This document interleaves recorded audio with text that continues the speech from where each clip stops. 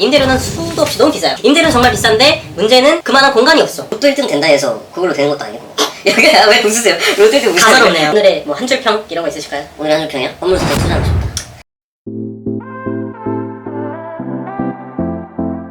네, 성스러운 중개생활 조용현 매니저입니다. 성국빈 매니저입니다. 오늘의 주제는 또 무엇일까요? 오늘은 저희가 CBRE에서 CBRE. 보고서를 하나 봤잖아요. 종합적인 우리나라 경제와 이제 뭐 오피스 시장 그리고 리테일 시장, 크게는 물류 시장까지 해가지고 어떤 흐름으로 이어져 갔었는지에 대해서 보고서를 보고 네. 간략하게 얘기를 나눠보는 시간이 되지 않을까. 맞습니다. 네, 뭐 CBRE가 뭐고, 뭐 무슨 리테일 어쩌고 저쩌고 제가 간단하게 말씀을 드리면 전문가들이 부동산 시장에 대해서 어떻게 바라보고 있는지, 어떻게 되는지, 이전에 어땠는지에 대한 취합을 해서 논리정연하게 이렇게 딱 예쁘게 보고서로 작성한 거를 얘기를 하고요. 일반 대중한테도 또 공개를 하기 때문에 그래서 그걸 내용을 가지고 앞으로 좀 어떤 식으로 접근하면 좋겠다, 부동산을 어떻게 바라봤으면 좋겠다, 이런 얘기들을 좀 해보려고 합니다.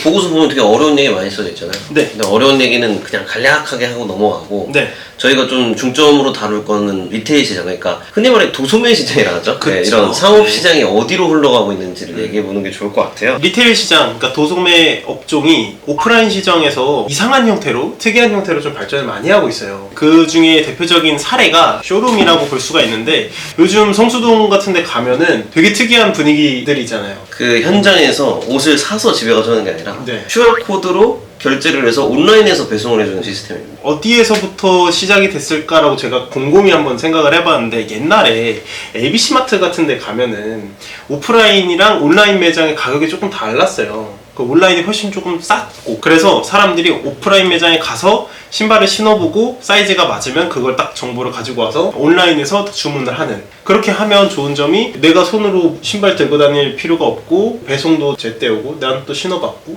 그러다 보니까 거의 실패의 가능성을 확 줄이는 그게 있었는데, 그 이후에 공교롭게도 또 코로나 팬데믹이 터지기 시작을 했죠. 그러다 보니까 사람들이 오프라인 매장을 안 가요. 온라인 쇼핑몰이 엄청나게 활성화가 되기 시작을 했습니다. 온라인 쇼핑몰이 활성화가 되다 보니까 사람들이 다 배송을 시키기 시작을 하는 거예요. 그러다 보니 이 사람들 입장에서는 나는 옷을 계속 실패를 하는 거예요. 근데 뭐 사이즈가 30인데 30을 샀는데 여기는 또 28이야. 근데 저 매장은 또 30이야. 또 이 매장은 30이야. 이거 보고 살 순 없을까라는 그런 거에서 오기 시작한 게 쇼룸의 형태가 아닐까. 또 여기서 조금 첨언을 하자면 부동산 시장 관점에서 바라봤을 때 기존의 오프라인 공간에서 쇼핑까지 하려면 물류를 소화할 수 있는 공간도 있어야 되잖아요. 옷들을 담아놓을 수 있는 어떤 창고도 있어야 되는 부분이고, 그 상품별로 사이즈별로 재고도 탁탁탁탁 채워놔야 되는 부분이고, 하지만 이게 만약에 없고 쇼핑을 해서 온라인 배송으로 전환이 된다 하면은 굳이 창고며 재고를 담당할 직원이며 필요가 없지 않습니까? 그렇죠. 그래서 기업 입장에서도 이제 윈이고, 소비 입장에서도 좀 편리하게 더 쇼핑을 할 수 있는. 기본적으로 우리가 생각하는 오프라인 매장의 옷가게면 1층, 2층, 그리고 메인 상권, 좋은 입지, 이런 것들을 생각하다 보니까 임대료는 수도 없이 너무 비싸요. 임대료는 정말 비싼데 문제는 그만한 공간이 없어. 그래 버리니까 재고를 쌓아둘 곳은 창고로 또 이전을 해야 되고, 이런 모습들이 계속 있다 보니까 공간이 조금 비효율적인 거죠. 나는 여기서 팔아야 되는데 창고는 저기 있고, 그렇게 하다 보니까 좀 만들어진 게 쇼룸 형태로 조그마한 매장 하나 얻어놓고 아예 큰 곳을 가격 좀 좋은 곳, 싼 곳으로 옮겨서 창고로도 쓰고 쇼핑몰 공간으로도 쓰고 거기서 스튜디오 촬영도 하고 할 수 있는 모든 복합적인 공간을 만들어 버린다는 게 되는 거죠. 네, 맞습니다. 조금 더 풀어서 설명을 하면은 네네. 이 코로나 시기 동안 제가 아까 말씀드렸다시피 오프라인 공간에서의 어떤 만남도 줄어들고 사람들이 쇼핑도 줄어들었잖아요. 자연스럽게 공실은 늘어났었는데 코로나 유동화가 풀리면서 저번 편에서도 말씀드렸다시피 지가는 올라가고, 지가 상승함에 따라 자연스럽게 임대료도 따라 올라가고, 건물주 입장에서는 건물의 가격을 방어하기 위해서는 임대료를 낮출 필요가 없잖아요. 그렇죠. 그래서 내 건물 가격을 방어하기 위해 지금 당장 힘들더라도 임대료 인하는 하지 않을 것이다. 근데 경제는 힘들어. 그러니까 사람들이 이제 오프라인에 나와서 이게 활성화가 돼야 리테일 시장도 도는 건데, 그렇지 않으니까 이 비싼 임대료를 감당하기 힘들어서 더더욱이 공간을 축소하거나 아니면 과감하게 그러니까 재고를 쌓아둔다는 그런 공간들을 아예 과감하게 없앤다거나 하는 것 때문에 자연스럽게 이런 현상이 일어나지 않았나. 임차인도 그렇고 임대인도 그렇고 쇼룸, 그걸 맞춘 형태의 사무실을 찾고 공장을 찾는다, 창고를 찾는다, 이렇게 이해하시면 될 것 같고요. 임대인 분들께서는 앞으로는 이렇게 준비를 하셔야겠죠. 그냥 나 좋은 입지에 있으니까 비싸게 받을 거야 라고 생각할 게 아니라 이거를 조금 더 한층 더 들어가서 생각을 해야 되는 거예요. 여기가 뭐 옷가게로 쓰던 공간이라면 이 옷가게 공간으로 쓰는 거를 쇼룸 형태로 좀 만들 수 있게, 구성을 할 수 있게 우리가 좀 꾸며본다면, 좀 만들어 본다면 어떨까, 이런 생각을 한번 해보시면은 괜찮은 가격으로 접근을 할 손님들이 또 있는 거고, 임차인 입장에서도 그냥 무작정 1층 넓은 것만 찾을 게 아니라 그걸 좀 분산을 시켜보는 거죠. 요새는 오히려 임대인들이 나서서 좋은 임차인을 내가 받고 싶으니까 공간 같은 경우도 이걸 좀 아시는 분들은 이런 업체가 어떤 걸 선호하겠다라는 거에 타겟팅을 맞춰서 공간을 만들더라고요. 잘 하시는 분들은 그렇게 하시기도 하는데 잘 모르시는 분들은 눈먼 그런 것에 당해버려가지고. 저희 성수동 분위기를 보면 리모델링 하는 그런 건물들, 단독주택들이 정말 많거든요.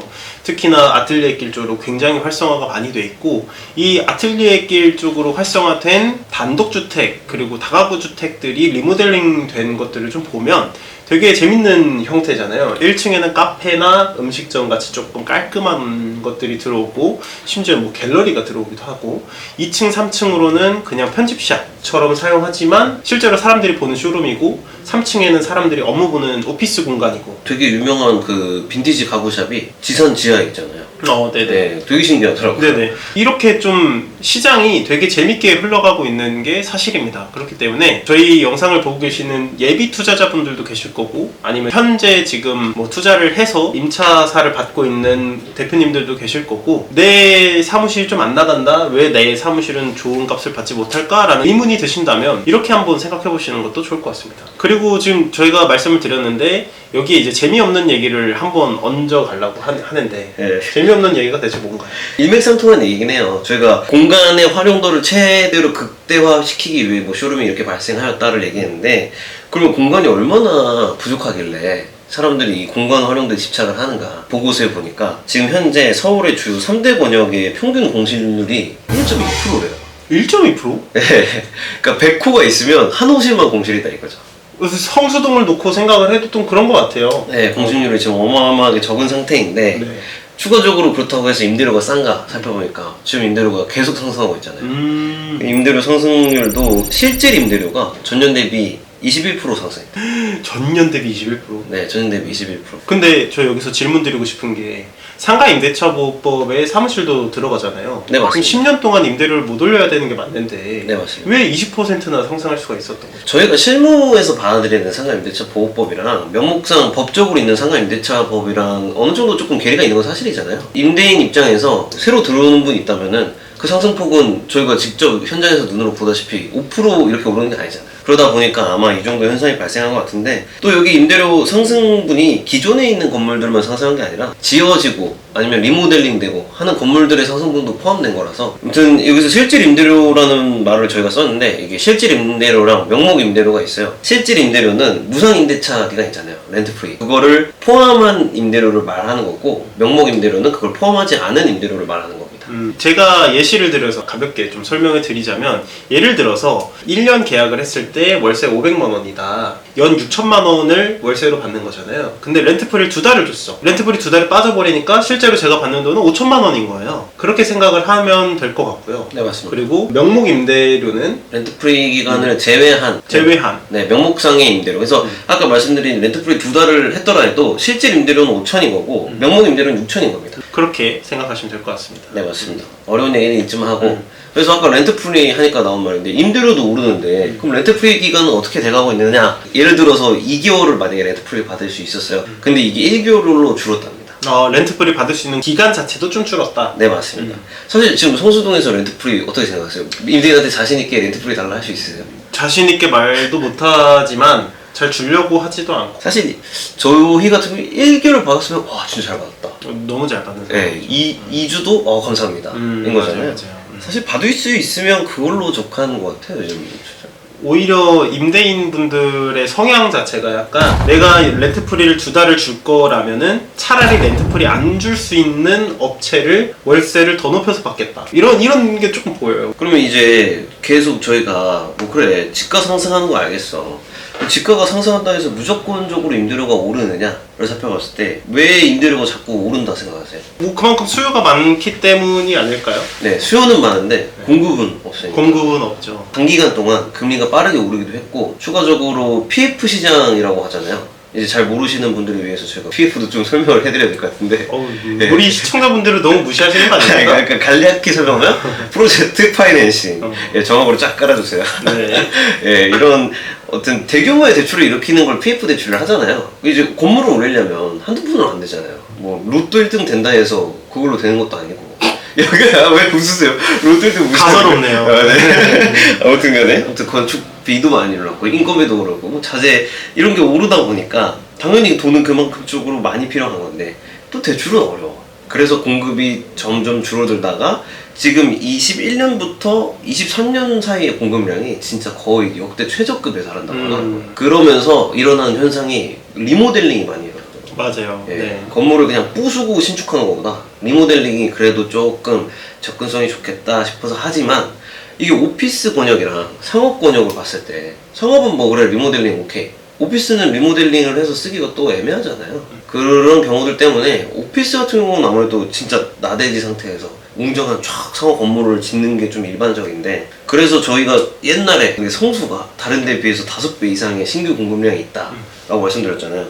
성수는 개발 여지가 아직도 많이 남아있고 해서 그런 건데 아마 이 PF 시장이 조금 완화되면은 공급량이 점차 늘어나면서 이 임대료 상승폭이 조금은 예, 줄어들지 않을까. 그렇습니다. 그래서 뭐 결론적으로 말씀드리면 투자 어디로 해야 돼요, 저희?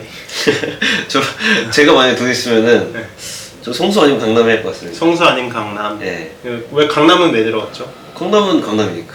강남은 강남이니까고 성수는 앞으로도 개발 여지가 많으니까 그리고 또 접근하기도 생각보다는 괜찮다. 지식산업센터 매매도 하실 수가 있는 곳이고 조금 더 자본의 여유가 있으신 분들은 단독주택 부지를 매수를 하셔서 그걸 이제 또 리모델링하는 그렇게도 가능하시니까 뭐 접근해 보시는 거 괜찮겠다 말씀을 드리고요. 그리고 저희가 항상 영상 마지막에 말씀드리는 게 매물 같은 거 저희가 영상을 촬영하는 목적 자체가 그냥 뭐 정보도 드리겠지만 저희 손님을 또 유치를 하는 것도 목적이 있으니까 말씀을 드리면 사무실이나 뭐 지식산업센터 같은 거 매매 물건도 많이 있고요. 그리고 월세 물건도 좀 있으니까 원하시는 평수 말씀해 주시면은 저희가 한번 찾아보도록 하겠습니다. 영상 여기서 마무리하도록 하겠습니다. 오늘의 뭐 한 줄 평 이런 거 있으실까요? 오늘의 한 줄 평이요? 건물 사장 투자하고 싶다.